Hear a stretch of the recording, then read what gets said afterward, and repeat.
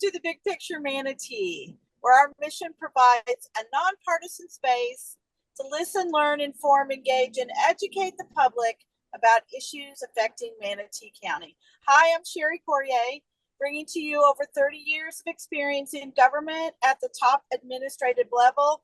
And along with me today are my colleagues of the Big Picture Manatee. And hello, my name is Reggie Bellamy, former proud county commissioner of District 2, a resident here, lifetime resident in Manatee County. Excited to be here. Welcome. Hey everybody, I'm Misty Servia, former county commissioner, urban planner for 30 years, working in the public and private sectors, and I'm also really excited to be here. Great, everybody. And as we get started today, we want to remind all of our viewers that the views expressed here are our own and not reflective of the Big Picture Manatee as a whole.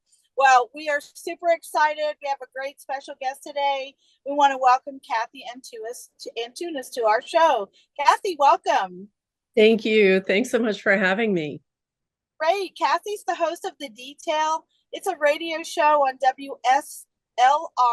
It's 96.9 FM, where she details the information about local and state politics. Cathy, you have a long bio and resume. We posted it on our website. But some of the main things, obviously, we're here to talk about today is dark money and your ebook that you have already posted, and to talk in depth about how it impacts our local area. Welcome again. Oh, thank you. It's great to see you all doing a show like this, because there's so much, the local politics and local government so important, and it just doesn't get enough coverage. So I'm really happy to join you. So I guess I would like to start, and I guess my biggest question is, what is dark money and how is it legal? Can you talk to us about that a little bit? Sure. Well, dark money, there are different definitions out there, but I tend to think of dark money in a really voter-centric, practical way. And so for me, dark money is any dollars that are trying to influence a voter, where the voter really has a hard time knowing who's spending that money. And that's where the term dark. So people think of this at a national level as these super PACs, where there's all this money put into a super PAC, so much money. And then these PACs go around putting out messaging or social media messaging, advertisements, billboards, but the voter may not really know who's paying for this. It's just the name of some committee. Locally, that's happening too. It's often mailers, it can be robocalls. And so anytime a voter really can't figure out easily, it's not an onerous burden, that for me, and I think most people, is dark money. Yeah, that's good, Cathy. And so I'd like to ask you, as the average citizen, how can they spot this? And how do they even know who the best candidates are when they're receiving so much mail? Well, when someone's running for office, there's the campaign for that candidate. And that's pretty straightforward, and you'll hear disclaimers like on television: this message is paid for by the campaign, or the campaign of so-and-so is responsible for the content of this message. That's pretty straightforward. And you can look at a candidate's campaign donations and see who's paying for things. When you hear or see the Committee for Florida's Future, or it's always a great sounding name. I'll take some real names. Common Sense for Manatee, use CENTS, Common Sense for Manatee, or Floridians for a Brighter Future, or Take Back Our County, things like that. Those are political committees. And then you should be suspicious, because that's where the money gets hidden. It gets hidden in committees. I'm not saying they're all bad or dark, but most of them are. And when you've got this fluffy sounding happy name that sounds like an actual group of people, when really often they're just like money. Some people even call it money laundering, but there's just devices to gather money, and then political consultants just go spend this money. That should make you wonder. The third thing is when you don't see anything. And I think robocalls are a really great example of this, because it's very unusual during a robocall to hear who's paying for it, right? So you'll get called on your cell phone, and someone will be talking to you. And sometimes it's like, I'm so-and-so, I'm the chair of XYZ party. And then it can be, maybe the party's paying for it. But often it's just the candidate or somebody else talking to you, and they don't tell you who's paying for it.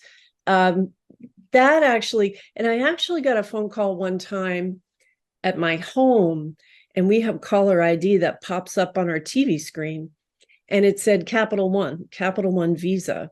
I picked up the phone, and it was a town hall meeting in progress for a school board candidate.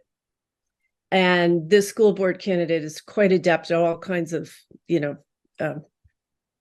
messaging. Let's just put it that way.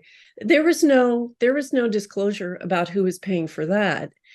And it was actually a meeting where, press if you want to participate. And I did, and I realized this may just be a recording, and they're never going to get to me.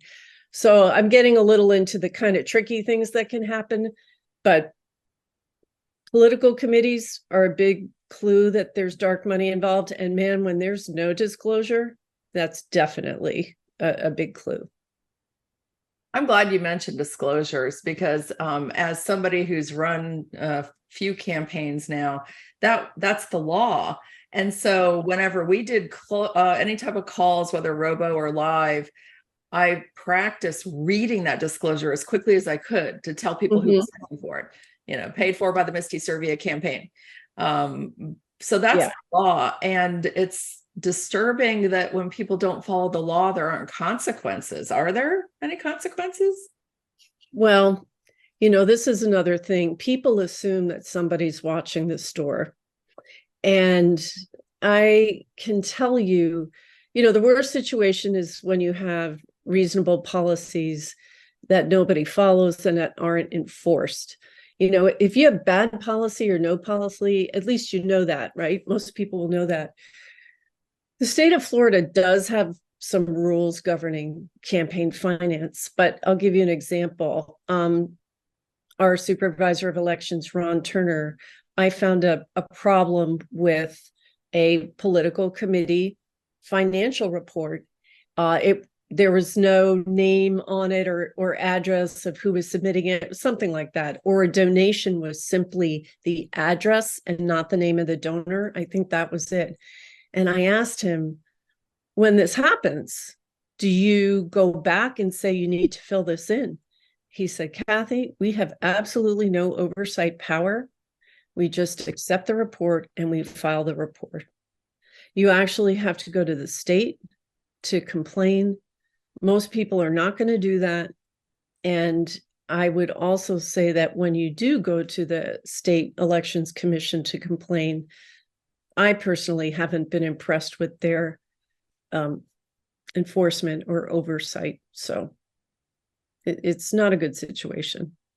So what do you do on your own then, Cathy? So if you are suspect someone's using dark money to influence the campaign, what kind of research or can people do on their own? Well, you can go. So there's two places that candidates have to, or not committees and candidates, but we're mainly talking committees. So your local supervisor of elections, you can go on that website. And if you get a mailer where there is a disclosure, you can look up, okay, it's a county election. It really should be on the county website. You can look there and you can look at who's donating to the PAC. But this is another anomaly. Actually, most of the political committees aren't registered with the county that are active in the county. Then you would go to the state website. It's the Florida division. It's DOS slash myflorida.com, and then elections, dos.elections. Anyway, that if you go to the state website for elections and the campaign finance database, you can start doing research there. And this is what I kind of got hooked on, and used it a lot in the writing I've done about dark money. For most people, it may not be something you want. Most people don't have a lot of time for this kind of research, but you can do it there, and you can get good at tracking it. But I would say, as a general rule of thumb, whenever you get a mailer that is paid for by a committee, you need to have a healthy sense of skepticism and just question it. Be curious about who's paying for that.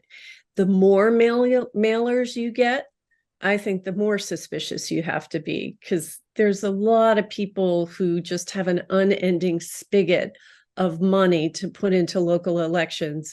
There's a big return for them in funding local elections. And so they'll just put out an avalanche of mailers. And that's another pretty good clue that dark money is involved. Wow. Is there any candidate that avoids the temptation of dark money?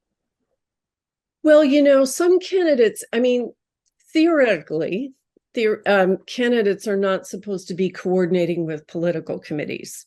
So the candidate is supposed to stick with their campaign finance chest, and that's it. But candidates, with or without their knowledge, they're supposed to be hands off with this, may find themselves getting unwanted support from political committees when they want to run a clean campaign. And so maybe someone's trashing their opponent. But I'd say more often, especially if it's kind of an anointed candidate, you've got candidates who are kind of happy to know that there's, 6 figures worth of dark money helping them.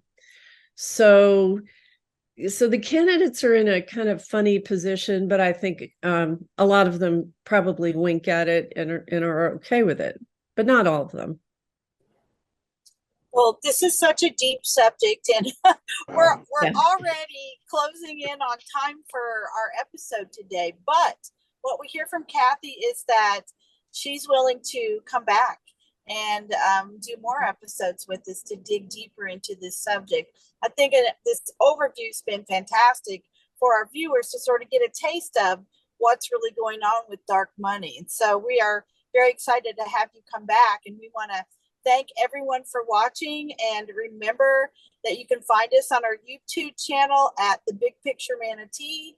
And while you're there, like us and subscribe. Also, you can find us on our Facebook at The Big Picture Manatee, and our website's up and running. You can find us there at The Big Picture Manatee. So Cathy, we'd love inviting you back to dig deeper in this dark money subject.